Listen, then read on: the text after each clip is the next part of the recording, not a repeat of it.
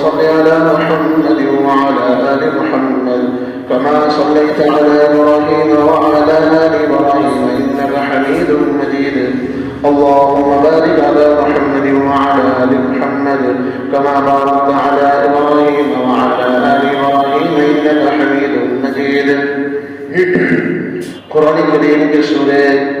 طور کے اندر اللہ رب العزت نے اہل ایمان سے مخاطب ہو کر کے اللہ نے فرمایا کہ ایمان والوں تم ایمان پر چلو، دین پر چلو،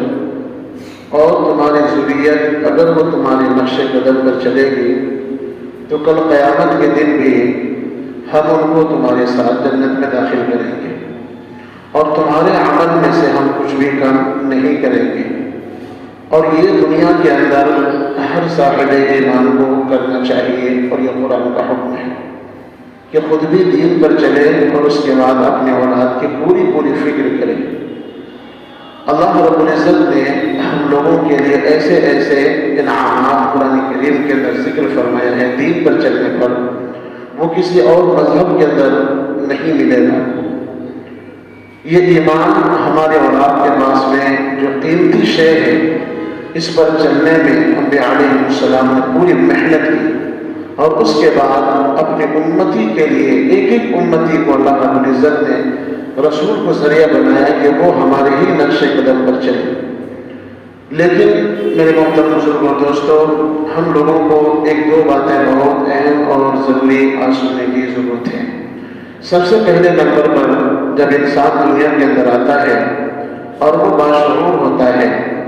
تو اس کے اندر اللہ رب العزت نے جسمانی اور روحانی یہ دو تقاضے ایسے رکھے ہیں جس کو ہر انسان پورا کرنے کی کوشش کرتا ہے، لیکن اور مخلوقات کے اندر ہم غور کرتے ہیں تو وہاں پر صرف اور صرف وہ جسمانی جو تقاضے ہیں وہ تو پورا کرتے ہیں، لیکن روحانی تقاضے ان مخلوق کے اندر نہیں پائی جاتی۔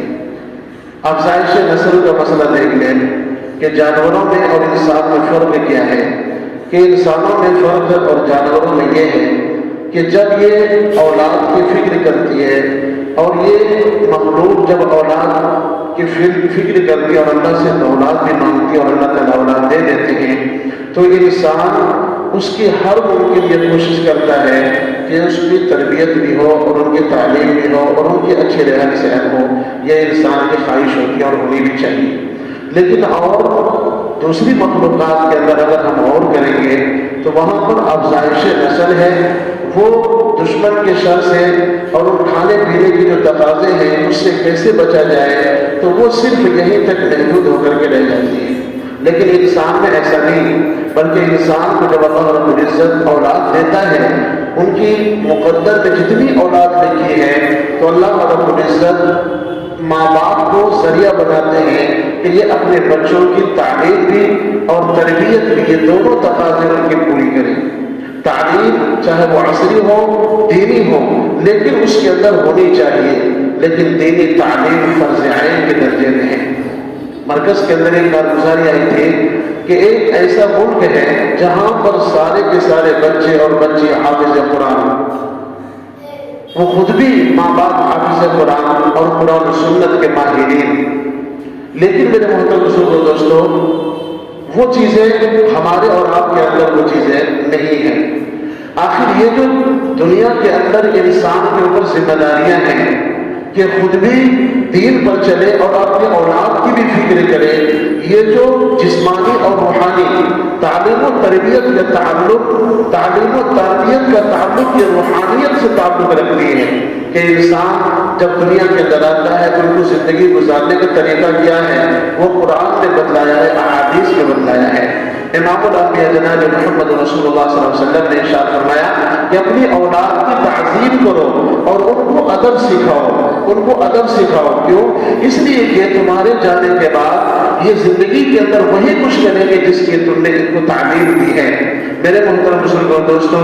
آج ہم لوگ اگر اپنے اندر اور اپنی نسل کے اندر، اپنے علاقے کے اندر اور اپنے معاشرے کے اندر اگر تھوڑی سی آپ فکر کریں گے، تھوڑی دیر اگر ہم لوگ محاسبہ کریں گے اور اس بات کی تلاش کریں گے کہ ہم میں سے کتنے لوگ ایسے ہیں جو قرآن کو صحیح معنوں میں سمجھنے والے ہیں، ہم میں سے کتنے ایسے لوگ ہیں جو نبی کریم صلی اللہ علیہ وسلم کی تعلیمات پر صحیح معنوں میں عمل کرنے والے ہیں، تو اپنے آپ کو بھی اس کے اندر کم پائیں گے اور اپنی نسل کے اندر بھی کم پائیں گے۔ ایسا ہے ہی نہیں، ایسا ہی ہے جس کی بنیاد پر آج غیروں کی تہذیب کو دیکھ کر کے ہمارے گھر کے اندر ہماری اولاد آج وہ غیروں کی تہذیب کو اختیار کر کے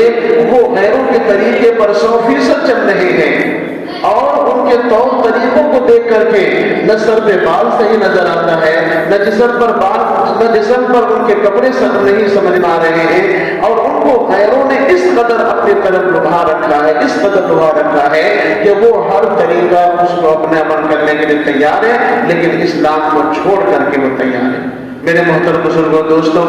ہم لوگ اگر اسلام پر 100% عمل کرتے ہیں تو آخر یہ جو روحانی تعلیم و تربیت کے ساتھ میں ایک سلسلہ حضرت انسان کے اندر رکھا ہے اور مخلوقات سے ہٹ کر کے آخر اس کو کون کرے گا،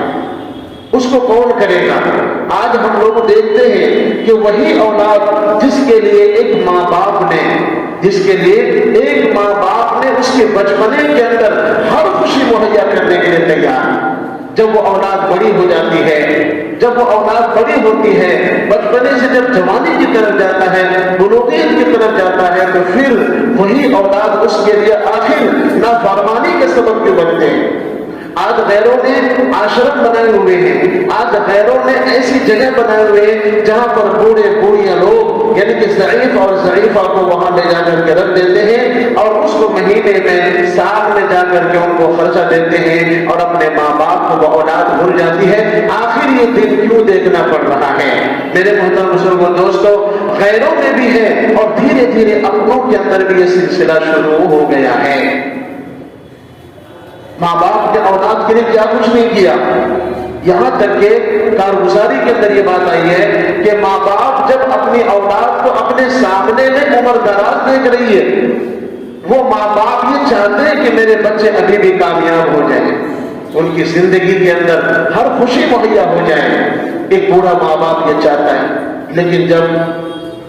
ماں باپ کو یہ امید ہوتی ہے کہ اب یہ جوانی کے دہلیز پر قدم رکھ چکا ہے، اب یہ بڑھاپے میں سہارا بنے گا، تو اس وقت میں اب وہ طریقہ کیا اپنا رہا ہے؟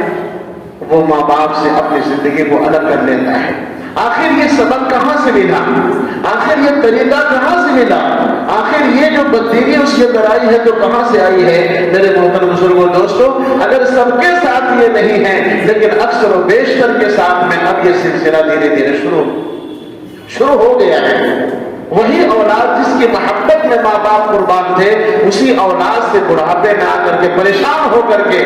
اب یہ ماں باپ اپنے بچوں کے لیے بددعائی کرتے پھرتے ہیں کہ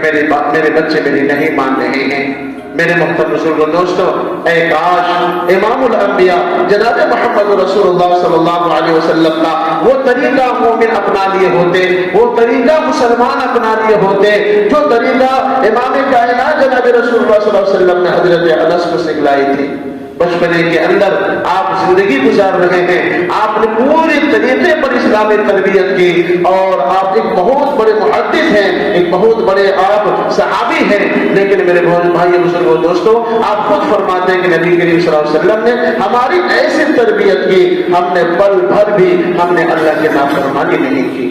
امام الانبیاء جناب رسول اللہ صلی اللہ علیہ وسلم نے کیا فرمایا؟ جب اولاد پیدا ہو اچھا نام رکھو، جب اولاد تھوڑی بڑی ہو تو اس کے ساتھ میں تعلیم و تربیت کی اس کی پوری فکر ہو، اس کے اندر اسلام داخل کرو، اسلام داخل کرو، تاکہ یہ کل ہو کر کے تمہارے نام کو روشن کرے اور وہ نبی کریم صلی اللہ علیہ وسلم کے طریقوں کو اپنانے کی کوشش کرے۔ لیکن میرے بھائی بزرگوں دوستوں، اس تعلیم کو چھوڑ کر کے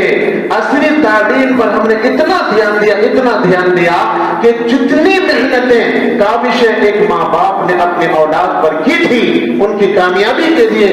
لیکن ان کو صحیح راستہ نہیں ملا، ان کو غلط راستہ ملا، اور غلط راستے پر چلنے کی بنیاد پر غیروں کا طریقہ تو مل گیا ان کو، عصری تعلیم کے ذریعے سے ان کو غیروں نے جس طریقے سے اپنی طرف لبھایا وہ اس کے اندر چلا گیا۔ لیکن اے کاش اگر وہ شروع میں دین کی فکر کر لیتے تو وہ دینی تعلیم کی وجہ سے عصری تعلیم حاصل کر کے بھی وہ ادھر ہی رہتے ماں باپ کی طرف، وہ ادھر نہیں جاتے۔ چونکہ یہ جو سبق ہے اسلام کے اندر، یہ سبق عصری تعلیم میں نہیں پڑھایا جا رہا ہے۔ جس قرآن نے یہ کہا کہ ماں باپ کو اف نہ کہنا، وہی اولاد اپنے ماں باپ کو دھکے دے کر کے گھر سے باہر نکالنا ہے۔ یہ تعلیم تربیت کہاں سے مل رہی ہے؟ آج نیٹ ورک کے ذریعے سے، سوشل میڈیا کے ذریعے سے ایک ویڈیو بچہ دیکھتا ہے کہ دیکھو ماں باپ کو ایک نوجوان کس طریقے سے باہر نکالتا ہے، کس طریقے سے وہ آشرم چھوڑ کے آتا ہے، کس طریقے سے اپنی بیوی کے کہنے پر وہ جوان اولاد اپنے ماں باپ کو اپنی زندگی سے الگ کرتا ہے، وہ دیکھتا رہتا ہے، اور وہی چیزیں وہ اس پر غالب آ جاتی ہے۔ کیونکہ دینی تعلیم نہ ہونے کی وجہ سے اب وہ اسی طریقے کو اپنانے کی کوشش کرتا ہے۔ نشے کا رواج عام ہو گیا، جس نشے کو قرآن نے حرام کہا، جس نشے کو جناب رسول اللہ صلی اللہ علیہ وسلم نے حرام کیا، اللہ اکبر کبیرہ، یہ کیا ہو رہا ہے کہ ہمارے سامنے میں ہماری نئی نسل جس کے ہاتھ میں سگریٹ ہے، جس کے ہاتھ میں نشے کی بوتل ہے، جس کے ہاتھ میں آج نہ جانے کیا کیا چیزیں ہیں، اس کو اس ممبر سے نہیں بول سکتا، وہ سب ماں باپ کے سامنے میں ہو رہا ہے۔ میرے بھائی بزرگوں، اس کی ذمہ داری کون لے گا؟ کہ معاشرے کے اندر اتنی خرابیاں پیدا ہو رہی ہے اور معاشرہ بالکل بگڑتا چلا جا رہا ہے، آخر اس کی فکر ہم لوگ کیوں نہیں کر رہے ہیں؟ جس قرآن نے کہا کہ ماں باپ کی اگر یہ فکر ہوتی دنیا کے اندر اس کی زندگی میں تعلیم و تربیت کی تو ہم جنت کے اندر ان کو ساتھی بنا دیتے۔ اب بتاؤ یہ عمل کرنے کے بعد ماں باپ کے ساتھ جنت میں جائیں گے، کیسے جائیں گے؟ قرآن کریم کے اندر اللہ رب العزت نے فرمایا رب ارحمہما کما ربیانی صغیرا، رب ارحمہما کما ربیانی صغیرا۔ اپنے ماں باپ کے ساتھ حسن سلوک کا حکم ہے اور اس کو اف بھی کہنے کا حکم نہیں ہے، لیکن اب جو یہ مار پٹائی کی بات آ رہی ہے، آخر ایسا کیوں ہو رہا ہے؟ قرآن نے تو منع کیا ہے نا۔ اگر وہ قرآن والی زندگی گزار لیتے شروع میں تو بعد میں اصلی تعلیم بھی ان کے اندر آتی تو وہ اپنے ماں باپ کے حقوق کو جان کر کے وہ غیروں کے تہذیب کو دیکھتا تو وہ اگنور کر دیتا، وہ منع کر دیتا کہ یہ تعلیم تو ہمیں قرآن نے پہلے ہی دے رکھا ہے کہ ماں باپ کے ساتھ حسن سلوک کرنا چاہیے، اگر یہ غیر ماں باپ کے ساتھ بدتمیزی کر رہے ہیں کرنے دیں، ہمارے ساتھ پر کوئی فرق نہیں پڑتا۔ تو وہ مسلمان بچہ جس کے اندر قرآن کی تعلیم ہوتی، احادیث کی تعلیم ہوتی، تو وہ ادھر کی تعلیم سے وہ بالکل ذرہ برابر متاثر نہیں ہوتے، وہ اسلام اس پر غالب آتا۔ قرآن کریم کے پہلے پارے کے اندر آخری صفحے کے اندر اللہ رب العزت نے فرمایا صبغۃ اللہ ومن احسن من اللہ صبغا ونحن له عابدون۔ عیسائی، یہودی، یہ تمام کے تمام اپنے بچوں کے اتنی تعلیم دیتے ہیں کہ وہ کسی غیر مذہب کو اپنانے کے لیے 100 بار سوچنا پڑتا ہے، لیکن شروع میں تربیت کی ہوتی ہے، اس لیے اس پر کوئی بھی بندہ محنت کرتا ہے تو وہ ادھر کوئی یہودی جلدی سے دوسرے مذہب کو قبول نہیں کرتا، کوئی عیسائی جلدی سے دوسرے مذہب کو قبول نہیں کرتا۔ کیوں؟ اس لیے کہ عیسائیوں کو پتا ہے کہ اگر ہم ان کو اپنی تعلیم پوری دیں گے تو یہ کہیں نہیں جائیں گے، اور اگر ہم نے ان کو چھوڑ دیا